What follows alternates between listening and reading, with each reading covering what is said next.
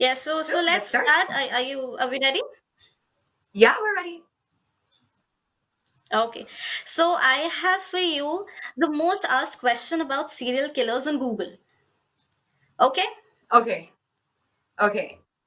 Yeah. That's interesting. So the first one is, what do serial killers eat for breakfast? I actually have a feeling they'd have like really, really basic breakfast. Like they have like a very normal, probably cereal, coffee, eggs. Does that sound right? I guess it does. Well, wait. You're asking me the most common asked questions about serial killers, but are there also answers to this? No, no, it is up to you.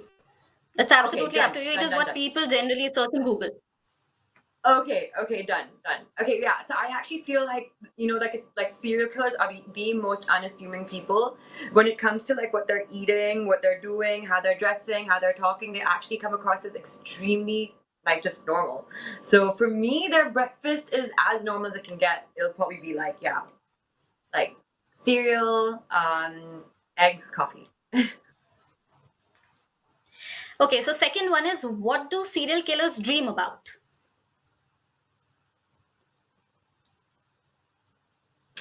What do serial killers dream about? I think that they probably have very disturbing dreams. I think serial killers also find it very difficult probably to sleep. Um, but yeah, I think they have pretty disturbing dreams. So which adds to their, I think like to their mental state. Okay, so the third one, what do serial killers think of other serial killers?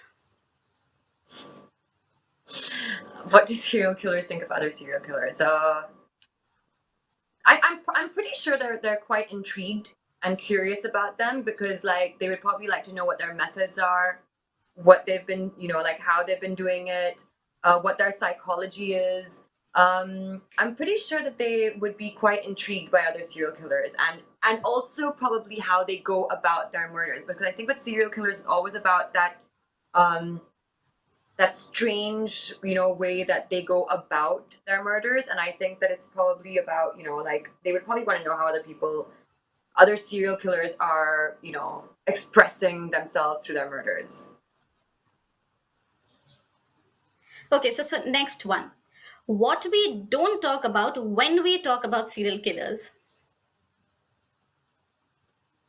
What do we not talk about when we talk about serial killers? Yeah, yeah. Mm, I what do we not talk about? I don't know actually. What do we not talk about? We don't talk about like about them in general. I don't know. I'm Okay. kind of like not even like understanding this question. Like first of all, I don't think. I mean, like, yeah, they are, like, I think you'd probably want to like understand why they do what they do, but um, I I think what we don't talk about is their possibility of innocence, or possibility of like, yeah, or the like a justification to what they do. I think that's something that we don't talk about. I mean, if that's the question, I'm like That's kind of true. not understanding this one. Okay. Yeah, so next one, why do serial killers have multiple names?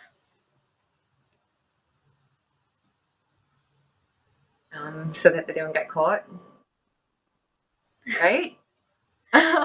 Yeah, I mean, they yeah. can do, but also like I have a feeling that they just don't really they run from who they are, so they don't really have their own identity, and they do run away from their own identity, and I think that is actually what happens with them. But also, I guess it's like it's their strategy. They're extremely smart people, so it would also probably be a means to not get caught. So this brings me to, why do serial killers have high IQ? Uh, see, I would probably say that they're yeah they are extremely intelligent because their mind is pretty much like focused first of all on one thing. They're like if they're intelligent about something, I think they put a lot of like time and attention into that. Um, Also, they I think from like a young age as well have focused on I think certain thoughts, right? And like they've prepped themselves from like a young age. And I think they've become just very good at that. And so, but IQ wise, I don't know. There is definitely a connection. Um, I didn't realize it could like link to so much evil, but I think they get away with a lot of stuff because they're very, very, very well researched and they're well prepared and they really know their stuff. And I just think it's because mentally they're continuously in that space, So it's almost like their passion and like stuff like that. So yeah, but I wish they would utilize it for something better. Like it's so So the strange. This next one. conversation is becoming so morose for me because I'm like discussing serial killers. I feel like, oh my gosh, this is like such a morose, like dark subject to be talking about. But yeah. But it's fun to step into the dark zone sometimes, right? Yeah, it is. It is. I mean, it is. It's important to understand the light, to be positive. You got to also understand and know the negative, the dark, the evil, just to appreciate all the other stuff and also just to be aware. It's important. Yeah. Okay, so the next most Googled question is, why do serial killers have fans? I think people are more fans, I mean, not of the act that they are committing, but like they have a certain creativity in what they do. Okay. And I mean, they are not normal. They are everything but normal. I mean, like anyone would have a certain amount of like fear and, just hesitation to do the kind of things that that these serial killers actually do. And I think what happens is like serial killers are so fearless that actually turns, doesn't like it turns people on. People actually like because it's a quality that is actually so rare among people. Like what they go out and do, and also the way they do it. I mean, so they can be extremely creative. They can be extremely intelligent. They plan things very well, and I mean, people are curious to know like what these type of people are like made out of, and like for them to go ahead and like do the kind of things that they do. Like a normal person can't do that. So I think that's why they definitely do have followings. When we hear of serial killings and stuff like that, we look it up, we Google it, we want to know who this person is. Not that they will become their fans, but like we're interested to know who the psychopath is and where did he come from, what was he doing, because they could be the person sitting like right next to you and you don't know. So I think like yeah, people are Yeah. just intrigued by that.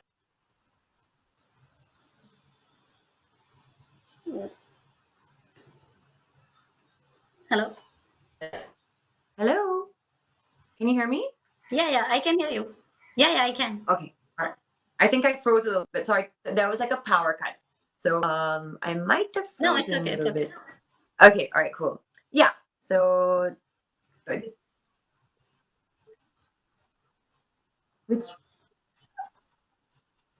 Okay, which one? okay, I'll start again. Why do serial killers have fans? Guys, I spoke so much on the fan one. It was just the end. It was just the end that got cut off. I gave that whole answer. I think she got it.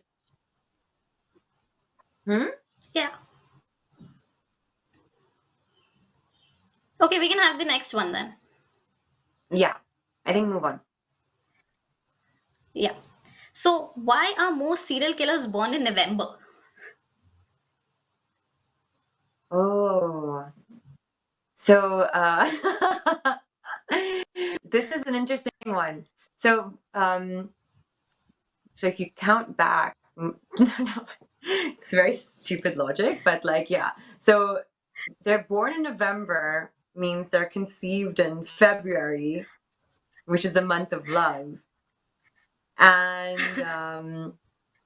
like serial killers actually do a lot of the things they do in the name of love for whatever it is, a person, a thing, an object, like a situation, blood, like killing, stuff like that. So yeah, I don't know. Just yeah. Now that I understand, now that I know this piece of information, I'm just like, oh, don't conceive in the month of Feb. No, but that it actually has no connection, but like it's a possibility. Who knows? Strange coincidence. So, moving on to the next one. When do serial killers stop killing? Never till they're. I think I don't. I think I honestly think it's a mental illness. There's no other explanation for someone who can do something like that, and I don't think it's possible for someone who not only has the thought to do it, who actually goes ahead uh, to do that. I don't think that person, I don't know if there's any turning back for that person. But yeah, it's difficult. I don't think you can be a serial killer and then go back to being like, oh, I don't kill anymore. Like it's like it somehow doesn't really like I don't think it adds up. I don't think it's possible. So yeah, I think that thing will always be playing on their heads in their minds, and I think till the day they die, they will probably be serial killers. If not in action, probably still in their heads. So, this is the last one, and probably you have to answer this. Why are serial killers attractive? Hey. Why are they attractive? Okay, I don't really find serial killers attractive. I find them quite like atrocious. But I think like we when we look at the anti-hero, like some people I think like to justify these things. Oh, they had a bad past. They had this. Oh, they did it. They did it. There was a justification to what they were doing. Like I said about fans, there's a certain amount of like intrigue and mystery about these type of people, and because we really don't know what's going on inside, and I think like that's what intrigues people. Now some people might have some strange fetish about like that being attractive, but yeah, I think that, and I think it's that sense of like fearlessness. People, when you fear someone, it's like you are kind of in awe of that person, and that person has a bit of a power over you. So it is, I think it comes down to that people are maybe intrigued by someone who can actually do such things. But I don't find that attractive at all. I mean, like, it's a psychopath. He could kill you like any day. So, yeah, but that's funny that people actually ask that, because I mean, yeah, I mean, it's very possible. That's why, like, also the anti-hero, in films actually works. People are like, if you look at Joker and stuff like that, people are actually, into the anti-hero. So yeah, I think it's just that sense of like curiosity and mystery about that person. So, Jacqueline, before we conclude, can you please tell us what is Mrs. Serial Killer and what is your role in it? So Mrs. Serial Killer, it's about a doting wife, who is out to save her husband and prove her husband's innocence, as he has been accused of murders in their village, and she finds herself going through all lengths for love, um, and it's just extremely interesting, how far she can go in the name of love, and in the name of proving someone innocent, and in the name of you know uh, bringing to light the person who's guilty and take her revenge. So it's yeah, it's a very layered film. I play Sona Mukherjee, who is the wife, and there's Manoj Bajpayee in the film. It's been directed by Shirish Kunder. There's Mohit Raina as well. And yeah, it was just like, it's just one of those films. It's extremely intense, and it's got its bit of twists and turns, and but it's intense in the way that we see, you know, um, how far someone can go or what they want. Also, Jacqueline, lastly, if you could have a message for your fans for the lockdown and quarantine. uh, yes. I just like to say to everyone that I hope that they're okay. Because these are really trying times, and they seem to be getting harder and harder and harder, I think, for a lot of people. So I just want to say that we'll find our way through this.